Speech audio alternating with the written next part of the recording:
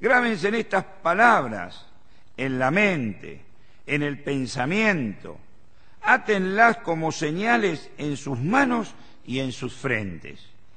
Instruyan a sus hijos hablándoles de ellas, tanto en la casa como en el camino, y cuando se acuesten y cuando se levanten.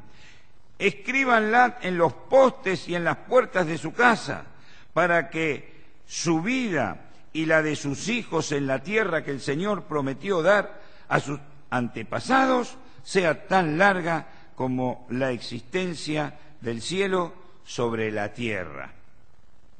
Si cumplen fielmente todos estos mandamientos que hoy les ordeno poner en práctica, y si aman al Señor su Dios y lo siguen fielmente en todos sus caminos, el Señor arrojará de la presencia de ustedes a todas las naciones y a todos los pueblos que hacen mal contra ustedes. ¡Qué bárbaro! Yo estoy pensando que muchos que han seguido atentamente la lectura estarán pensando que el pastor dijo que iba a hablar de cómo nuestros hijos pueden ser bendecidos y cómo nuestros hijos pueden amar a Dios. Y me leyó Deuteronomio 11, que me parece que habla de cualquier otra cosa menos de eso. Bueno, vamos a ver, vamos a hacer un esfuerzo. Y vamos a ver si esto habla de cómo nosotros, como padres, podemos influir en la vida de nuestros hijos para que ellos amen también a Dios. Es verdad, estamos viviendo un tiempo difícil. Hay mucha tentación hoy, en todos lados. Donde uno se pare, encuentra pecado. Donde uno hurga un poquito, encuentra cosas no tan claritas. Es un tiempo similar al que vivía Isaías. ¿Se acuerdan de Isaías? Bueno, vayan, lean los primeros capítulos y van a encontrar cómo Isaías, cuando el rey Usías había muerto, se encuentra con un reino sin el rey que había traído tanto bien a Israel, con un muchacho joven que lo está secundando, que está tomando el trono y que del trono sabe poco y nada, pero lo peor es que hay un pueblo que está sumido en el pecado y en la maldad. Y entonces Isaías en el capítulo 5, en varios de esos versículos, empieza a hablar de los ay. Y entonces dice, todo es música, todo es arpa, todo es salterio, dice, todo es flauta. Y hay mucho vino en los banquetes de ustedes. Ay, en todo tiempo ustedes andan con mentiras y arrastran el inocente hacia el mal. Y yo cuando empecé a leer esto dije, ¿estoy leyendo el diario o estoy leyendo la Biblia? Y cuando seguí leyendo dije, ¿sigo leyendo el diario o sigo leyendo la Biblia? Ay, en este tiempo que andan con mentiras y arrastran al inocente hacia el mal.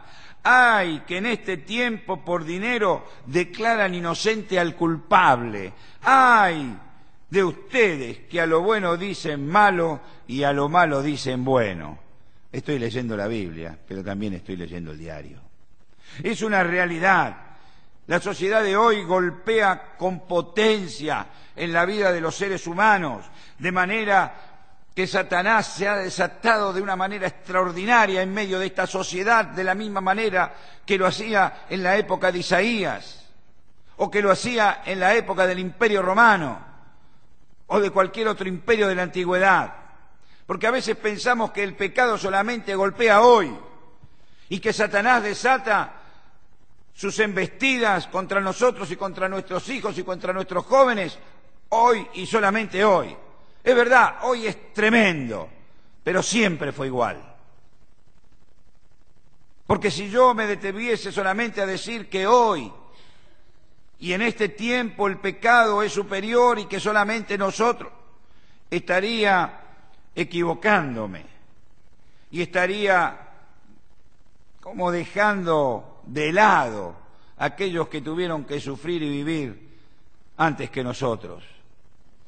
Y entonces también estaría poniendo en ustedes un sentimiento de pesimismo, porque al hablar de que el pecado es tremendo, lo único que nosotros podemos entender es ¿y cómo hago yo ahora?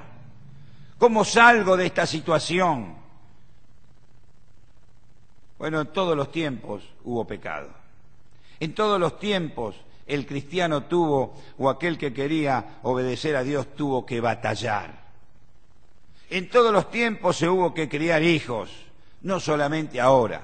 Por eso lo que yo quiero traer en esta noche no es un mensaje de pesimismo, sino un mensaje que aclare nuestras mentes y haga entender a nuestra vida cómo debemos conducirnos para que, al igual que hombres de la antigüedad tuvieron triunfo en la crianza de sus hijos y también en el sostenimiento de la obra de Dios, que es la Iglesia, nosotros también podamos tener lo mismo. Hoy quiero no desmoralizarlos, sino decirles que, aunque es difícil, no es imposible. Que uno puede sobreponerse sobre los malos momentos, sobre la adversidad y sobre la tentación que Satanás tira sobre nuestras vidas. Y esto se lo digo a los jóvenes, porque estamos teniendo conversaciones con chicos que están entrando en este año en la facultad, y no lo hablo por mi hijo, olvídense, él también estará peleando por eso. Pero otros jóvenes, y lo aclaro porque si no él va a pensar que estoy hablando de él, y ustedes también, y no, que nos llaman por teléfono, llorando, porque los chicos lo cargan, porque los chicos hacen mofa, y no pueden entender por qué ellos se mantienen puros, como Dios manda, hasta el día del casamiento. Hoy es difícil cuando desde todos lados de la televisión, de la radio, de la calle, aún mismo en la escuela, en la universidad, lo que se vende es aquello en lo que nosotros debemos mantenernos puros, muchachos, pero es así. Manténganse como el Señor manda y van a vivir victoriosos. Y un chico me decía el otro día, pastor, hice lo que usted dijo. Y entonces le contesté, como usted me dijo, y no me cargaron más. Nos debemos plantar, hermanos, ante la situación. Y debemos decir, Señor, dame de tu poder. Y el Señor nos los ha de dar. Tengamos ánimo, no tengamos miedo, Dios está con nosotros. Él es aquel que nos da los recursos para poder salir de cada situación. Es aquel que nos da la sabiduría para poder enfrentar los dardos de Satanás. Pero yo quisiera esbozar y analizar un poco este párrafo del cual el Señor le habla al pueblo de Israel en Deuteronomio, pero que también le habla al pueblo de Dios. Porque la misma conducta que debemos tener en nuestros hogares debe ser la misma conducta que tenemos en la iglesia. Porque la misma manera que tenemos un Dios y Padre al cual debemos admirar e imitar, debe ser esa conducta que nuestros hijos deben admirar e imitar en nosotros. Es una cadena que no se puede cortar. Por eso es que aquello que Dios le dijo al pueblo es aquello que creo que Dios nos está diciendo en esta noche a nosotros. ¿O acaso no tenemos el mismo Dios que tenía el pueblo? ¿O acaso no es la misma palabra? ¿O acaso no es el mismo espíritu de poder por el cual el pueblo de Israel pudo atravesar el desierto? Así que esta es la misma palabra. Tomen ánimo, hermanos. Tomen ánimo, padres, que tal vez están viviendo el problema de la crianza de hijos que los están haciendo llorar. Tomen ánimo. El Señor ha de traer lluvias tempranas y si no, tardías. Pero hay una condición que yo encuentro en esta palabra para que esto sea realidad en la vida de cada uno de nuestros hogares. Hay algo que no podemos descuidar, ni nos podemos hacer los desentendidos ni los distraídos. Y es que el Señor nos dice en el versículo 13, sé obediente. Si obedecieres cuidadosamente los mandamientos que yo os prescribo hoy, entonces dice. Ahora, ¿qué quiere decir esto de que el Señor nos está mandando órdenes o mandamientos que nosotros debemos obedecer? Bueno, el problema es cómo entendemos nosotros esto. Y acá hay un pequeñísimo problema. ¿Cómo puedo entender esta palabra que es obedecer? Ustedes, pastor, es fácil, obedecer es obedecer. No. Uno la puede entender de dos maneras diferentes. Tal vez algunos más puedan encontrar otras, pero por lo menos hay dos. Dos maneras de cómo entender esta palabra, si obedeciereis. Una es con una buena actitud. Y la otra no es con una mala actitud, como ustedes están pensando. Una es con una buena actitud y la otra es con la actitud correcta. ¿Cómo, pastor? ¿Una actitud buena es una actitud correcta? Bueno, yo voy a mostrar en esta noche que no. Que usted puede tener una buena actitud, pero no una correcta actitud. Una buena actitud es aquella que uno obedece con un propósito. Voy a obedecer a Dios para que la tierra, es decir, mis hijos, entiendan estoy parafraseando, ¿no?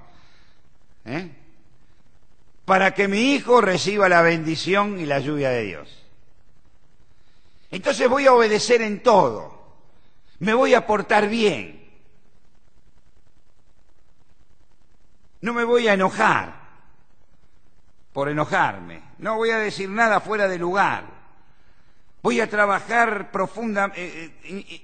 exhaustivamente. Porque yo deseo que Dios bendiga a mis hijos. ¿Es algo lícito? Sí. ¿Es algo bueno? Buenísimo. ¿O hay aquí alguno que no quiere que su hijo sea bendecido por Dios? Yo le pido que levante la mano. Si hay alguien que no quiere esto, yo le pido que levante la mano. ¿Nadie quiere levantar la mano o nadie cree? O sea, todos estamos convencidos que es bueno, ¿no? ¿Querés, Dante, que Dios bendiga la vida de tus hijos? Claro que sí.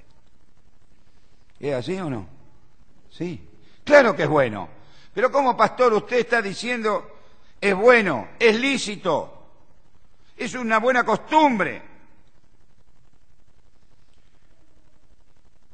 Pero obedecer para que Dios bendiga a mis hijos, aunque sea una muy buena decisión, una muy buena, y no ya buena, muy buena actitud, no es la actitud correcta que Dios está demandando de cada uno de nosotros. Porque yo puedo cumplir, porque quiero de Dios una tajada de bien para mí. Yo voy a cumplir porque voy a negociar con Dios. Si yo hago, Dios tiene que hacer. Porque la promesa dice que si obedeciereis, Él dará la lluvia de bendición sobre mis hijos, sobre mi familia, y trasladémosla sobre nuestra iglesia. Estamos leyendo mal lo que dice la Biblia. La Biblia no dice eso. La Biblia no dice, si hiciereis y obedeciereis, entonces el Señor Dios traerá bendición sobre cada uno de ustedes y sobre su descendencia. Es verdad, no es una actitud mala, pero no es la correcta. No es la que agrada a Dios. Pastor, ¿me porto bien? ¿Qué más quiere? Vengo todos los domingos a la iglesia. Buenísimo, tienen que venir, Hay que venir a la iglesia, no con culpa. Pastor, doy el diezmo. Hay que dar el diezmo y mucho más. Buenísimo. Pastor, visito a los enfermos. Hay que ir a los que están dolidos y socorrerlos. Buenísimo. ¿Qué más entonces? Todas actitudes buenas, todas actitudes que Dios pide que tengamos, pero hay una diferencia. La diferencia está con qué sentimientos lo hago. si es un sentimiento de sacar provecho para mí y para mi descendencia, no es una buena actitud. Lo que estás haciendo puede ser bueno a los ojos de los humanos, pero no a los ojos de Dios. La correcta actitud está en el versículo 18 de este párrafo. Amando a Jehová vuestro Dios y sirviéndole de corazón. ¡Qué diferente! Diferente porque no es solamente lo que hago, sino con qué intenciones lo hago. ¿Cuál es mi intención en realidad? El servir a Dios y la bendición sobre mis descendencias y sobre los lugares donde estoy es la consecuencia y nada más. Pero a mí lo que me interesa es honrar a Dios porque le amo, y dice de todo corazón. Porque saben, algunos dicen yo amo a Dios. Están un paso más que el anterior, pero le doy un poquito de mi corazón. Es decir, es como aquellos que dicen está medio muerto, medio vivo, ¿vieron? O estás muerto o estás vivo. Bueno, en el amor también. No es que tenga un poquito o un poquito más, un poquito menos de amor. Así que si tú amas a Dios un poquito más, un poquito menos, tú no amas a nadie, y mucho menos a Dios. El que ama a Dios, dice la Biblia, es de todo corazón. No un poco, todo. No parte, todo. No medio corazón, como la media medalla, ¿se acuerdan que se daba antes? No sé ahora. Todo. Si tú no tienes esta actitud y este sentir en tu vida, tú estás fuera de la promesa de Dios. Y entonces cuando tú digas, pero yo amo, yo hago, pero no recibo. ¿Sabes? El problema está en que Dios quiere todo de tu vida.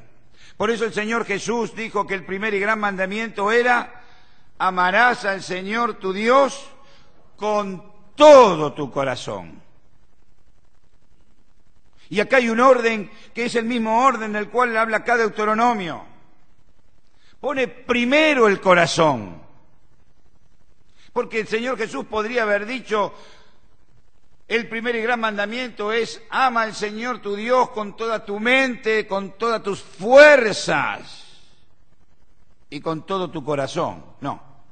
El Señor puso el orden en el orden que debían las cosas. Primero está el corazón y lo demás es consecuencia del amor que uno tiene en el corazón. Porque el corazón es la vida.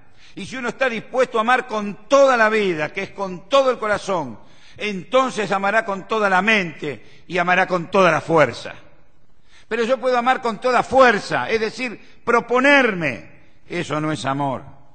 Yo puedo pensar, lo voy a hacer. Tampoco es amor. Pero cuando uno entrega toda la vida, eso es amor. Y eso es lo que Dios pide de cada uno de ustedes, padres y madres. Pero también es lo que pide de cada uno de ustedes, hijos e hijas, que entreguen todo de corazón. El Señor Jesús nos enseñó que esta es la manera que Dios se agrada de sus hijos. Y entonces ya estamos pasando a la otra esfera, a la otra dimensión. Yo, hijo, con Dios mi Padre. Ahora, todo lo que Dios pide, Él primero lo hizo antes que nosotros. Y este es el otro punto que yo quiero resaltar de lo que aquí muchas veces se han sobreentendido y se ha entendido mal de este capítulo 11 de Deuteronomio. Algunos piden lo que no tienen. Y entonces pedimos que nuestros hijos amen a Dios cuando nosotros no lo amamos.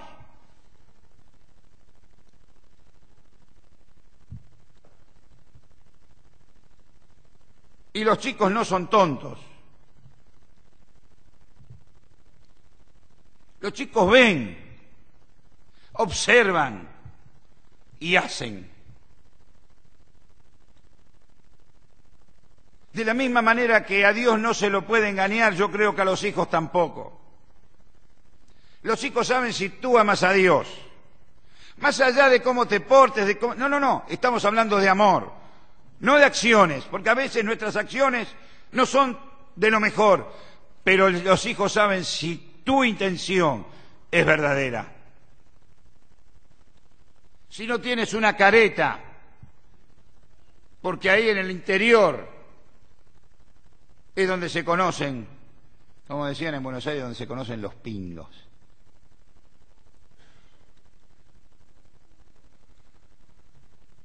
¿Sabes?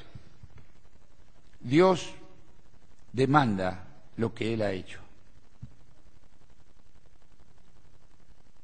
Tus hijos demandan de ti lo que tú demandas de ellos. No es cuestión de, como hacen algunos, ¿no? Porque acá dice, lo escribirás en el camino, al acostarte, al levantarse. Entonces hay padres que lo que hacen es, a la mañana antes de ir al colegio, rapidito, que hay que leer la Biblia y que hay el sermón de los 10 y 15 minutos. No está mal, pero no es lo que la Biblia pide. Está claro, ¿no? Porque algunos creen que eso es instruir al niño en su camino. Eso es darle de Dios al niño para que cuando sea grande no se aparte. Y entonces perdonen la expresión, lo llenan tanto que cuando son grandes se van a cualquier lado porque ya no aguantan más. Y entonces a la noche hacen lo mismo. Y cuando vienen de la escuela, lo mismo. Y lo llevan y lo mismo. Y lo mismo. Y lo único que le dan es religión.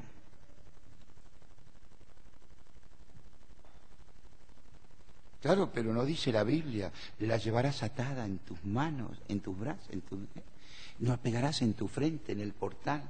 Bueno, eso hicieron los judíos.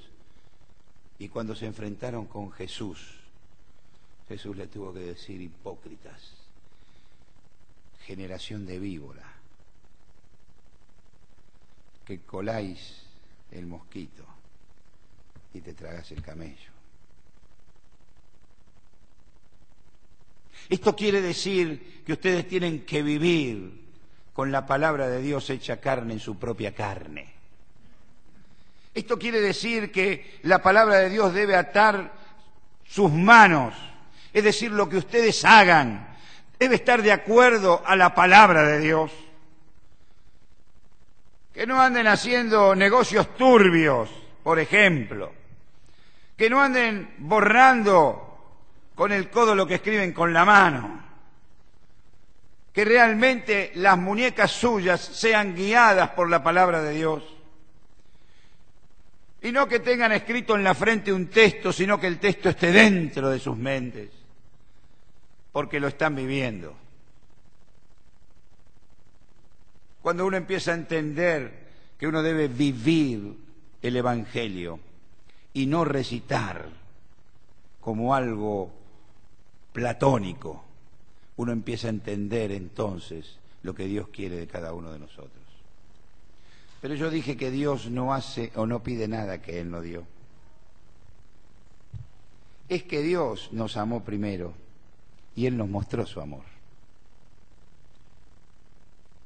Porque a pesar de nuestra maldad, de nuestra soberbia y de que nos hemos alejado, como hoy decía, así me contaron, ¿no? Tipón,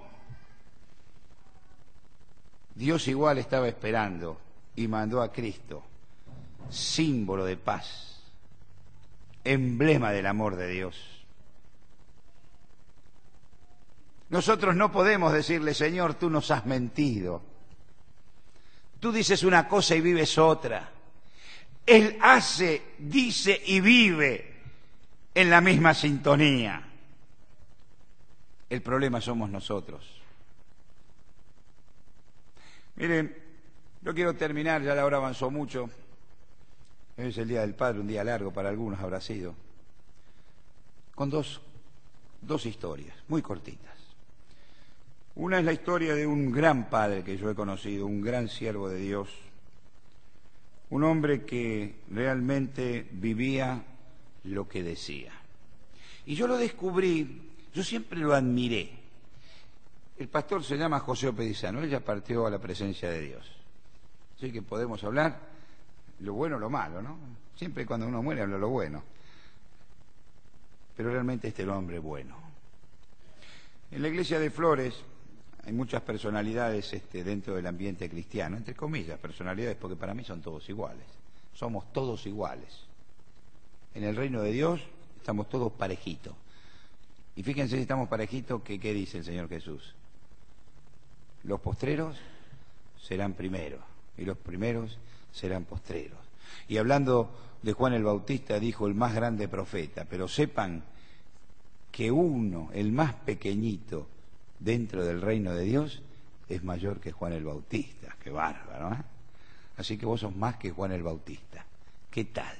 Que fue el profeta más grande que haya nacido de mujer. Lo dijo Jesús. Pero volvamos al hecho. Hay hombres, rectores del Seminario Internacional Bautista, eruditos en la palabra.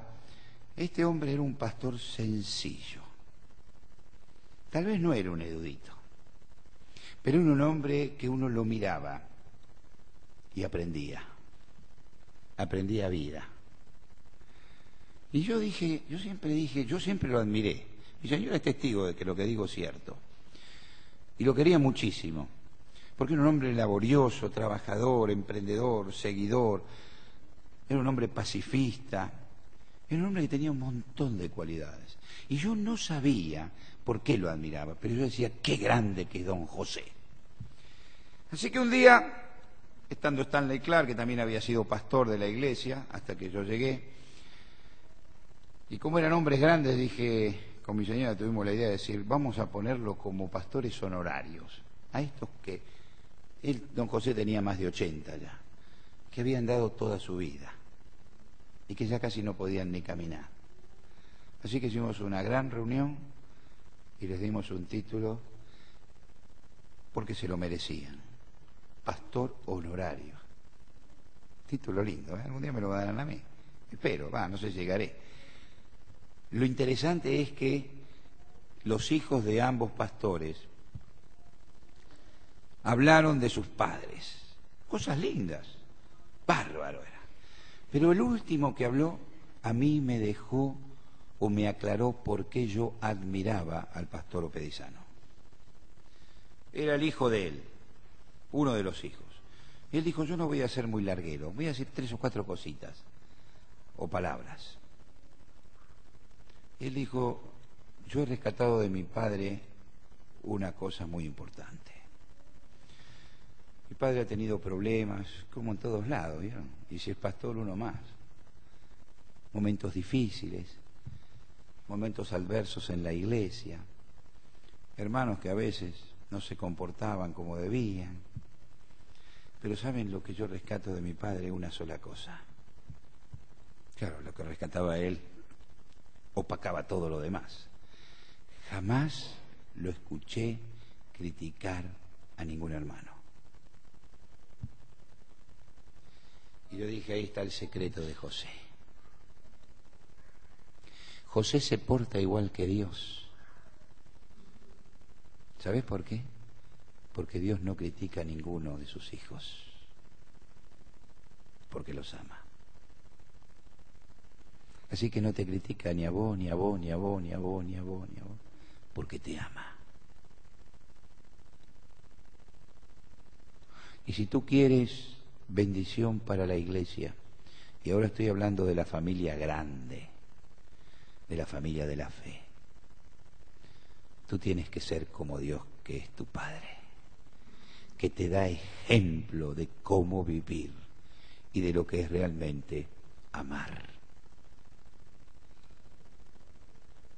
Don José me enseñó, y creo que estoy aprendiendo todavía de don José. Tal vez si llego a los 80 voy a ser como él. Un hombre simple, pero que mostraba que el amor de Dios estaba en su vida y él vivía como su Padre, como Dios. Pero tengo un ejemplo mucho más grande. Es el ejemplo de Jesús. Jesús también muestra la misma actitud que don José. ¿Ustedes se acuerdan cuando Jesús fue arrestado? Pedro lo negó. Y como uno no bastaba, lo hizo 3 veces. Yo a este no lo conozco. No me hablen de este. No, estás equivocada. Yo Galileo, no. Yo no, sí sé quién es. Y después que Jesús murió, se fue otra vez a pescar.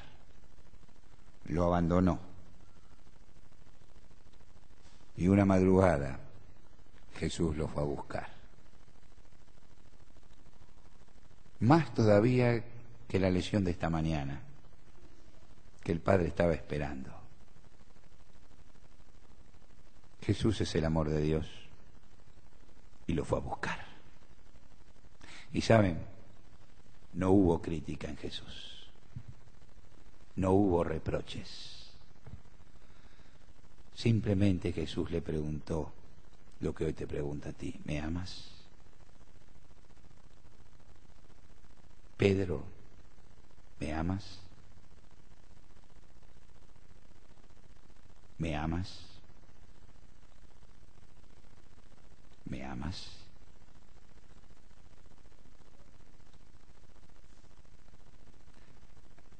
Si lo amas al Señor realmente, apacienta sus ovejas. Lo mismo que le dijo Pedro te lo está diciendo a ti, hermano, hermana.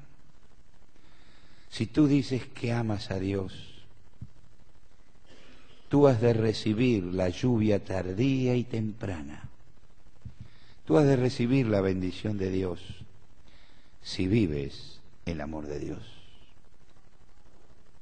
No si quieres inculcar aquello que tú no estás viviendo. Que sean tus hechos los que griten más que tus dichos. Que puedas vivir como Jesús vivió. Y que Él sea el que inspire en tu vida lo que tú debes vivir.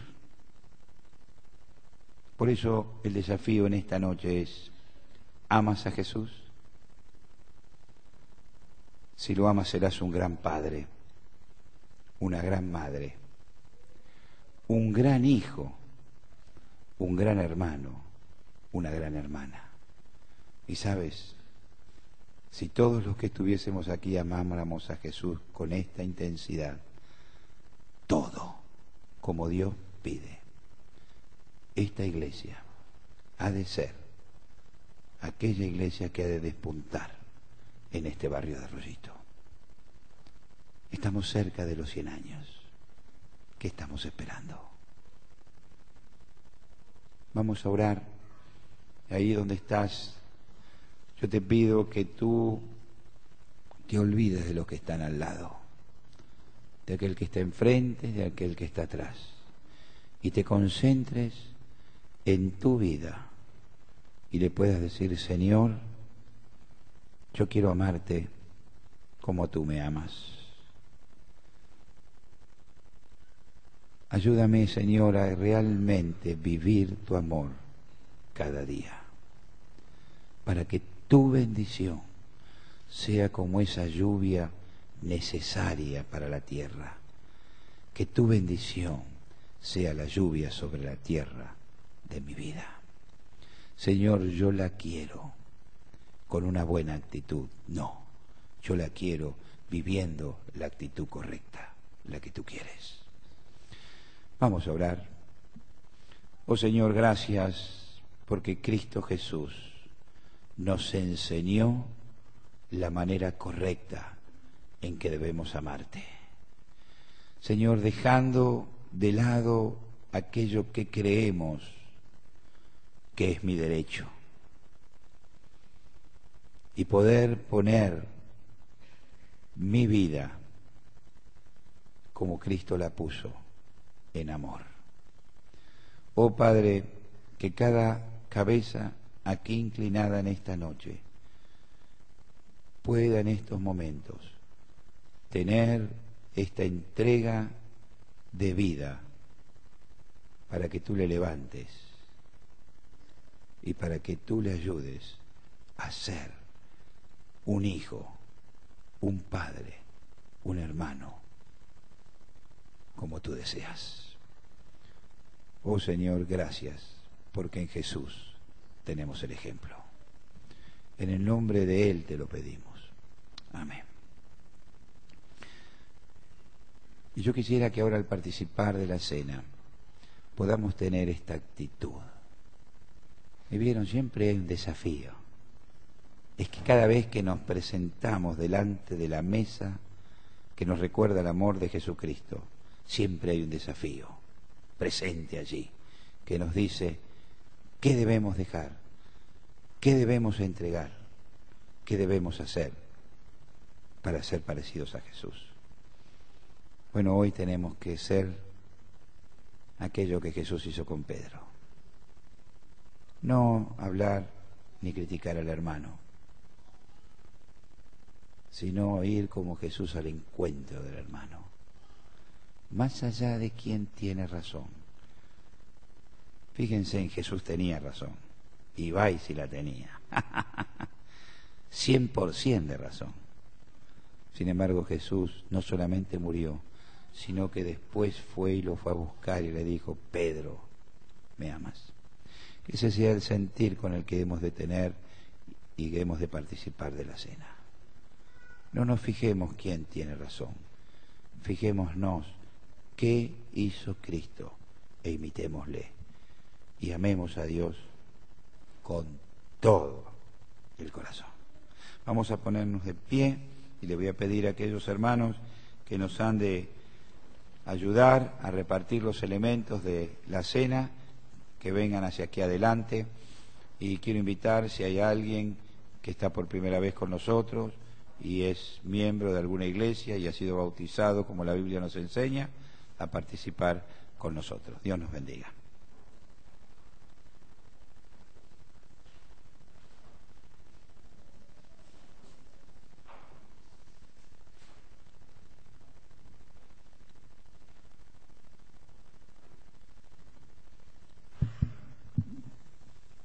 Antes de participar, hola. Sí, antes de participar yo quisiera decir algo.